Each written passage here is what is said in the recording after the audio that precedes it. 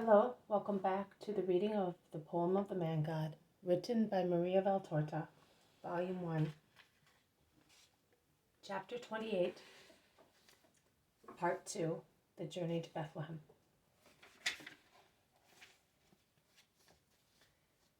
Joseph leaves Mary on the donkey inside the yard, and he goes out looking in other houses. He comes back thoroughly disheartened.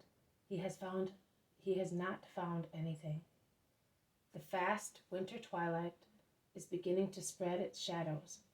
Joseph implores the hotel keeper. He implores also some of the travelers. He points out that they are all healthy men, that there is a woman about to give birth to a child. He begs them to have mercy. Nothing. There is a rich Pharisee who looks at them with obvious contempt, and when Mary goes near him, he steps aside as if he had been approached by a leper. Joseph looks at him, and his face blushes with disdain. Mary lays her hand on his wrist to calm him and says, "Don't insist. Let us go. God will provide." They go out, and they follow the wall of the hotel. They turn into a little street which runs between the hotel and some poor houses. They then turn behind the hotel. They look for the stables. At last, here are some grottos, a kind of cellars, I would say, rather than stables, because they are so low and damp. The best have already been taken. Joseph is utterly disheartened. "Ihai, Galilean," an old man shouts. "Down there, at the end, under those ruins, there is a den. Perhaps there is nobody in it yet." They hurry to the den. It is really a den. Among the ruins of an old building there is a hole, beyond which there is a grotto, an excavation in the mountain rather than a grotto. It seems to consist of the foundations of the old building, with the roof formed by rubble supported by coarse tree trunks. There is hardly any light, and to see better, Joseph pulls out tinder and flint, and he lights a little lamp that he takes out of the knapsack he is carrying across his shoulders. He goes in and is greeted by a bellow. "Come in, Mary. It is empty.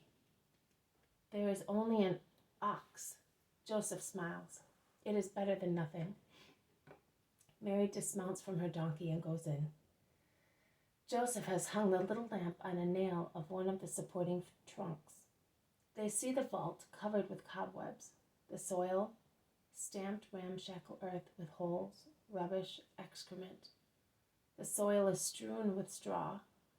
In the rear, an ox turns its head round and looks with his large, quiet eyes, while some hay is hanging from his lips. There is a rough seat and two big stones in a corner near a loophole. The blackness in that corner is a clear sign that a fire is generally lit there. Mary goes near the ox. She is cold.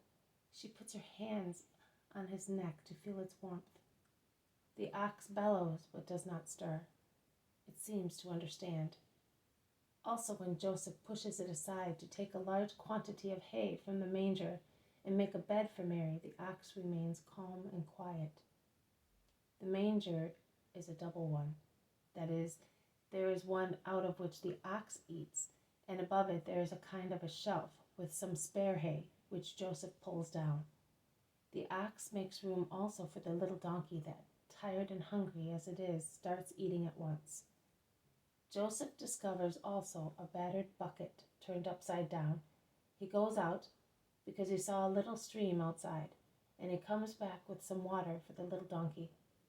He then takes possession of a bunch of twigs in a corner, and he tries to sweep the floor with it. He next spreads the hay and makes a bed with it near the ox, in the most sheltered and dry corner. But he realizes that the poor hay is damp, and he sighs. He then lights a fire, and with the patience of Job, he dries the hay, a handful at the time, holding it near the fire.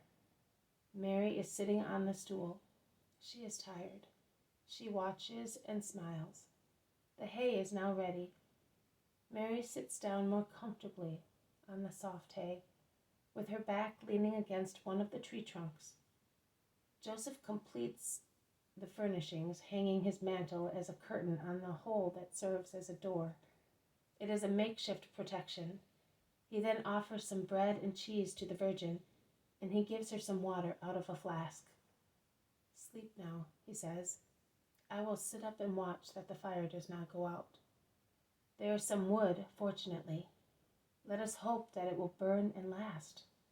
Thus I will be able to save the oil of the lamp." Mary lies down obediently.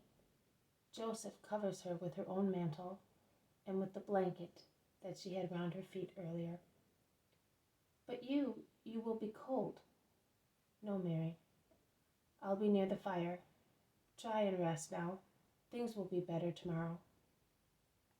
Mary closes her eyes without insisting. Joseph creeps into his little corner, sits on the stool with some dry shoot near him. They are very few. I do not think they will last long. They are placed as follows. Mary is on the right-hand side, with her back to the door, half hidden by the tree trunk, and the ox which has lain down on the litter. Joseph is on the left side, towards the door, and since he is facing the fire, his back is turned towards Mary. But he turns round now and again to look at her, and he sees she is lying quietly, as if she were sleeping. He breaks the little sticks as noiselessly as possible, and throws them, one at a time, onto the little fire, so that it may not go out, and may give some light, and yet make the wood last longer. There is only the dim light of the fire, at times bright, at times very faint. The lamp, in fact, has been put out, and in the half-light, only the whiteness of the ox and of Joseph's hands and face can be seen. All the rest is a confused mass in the dull, dim light.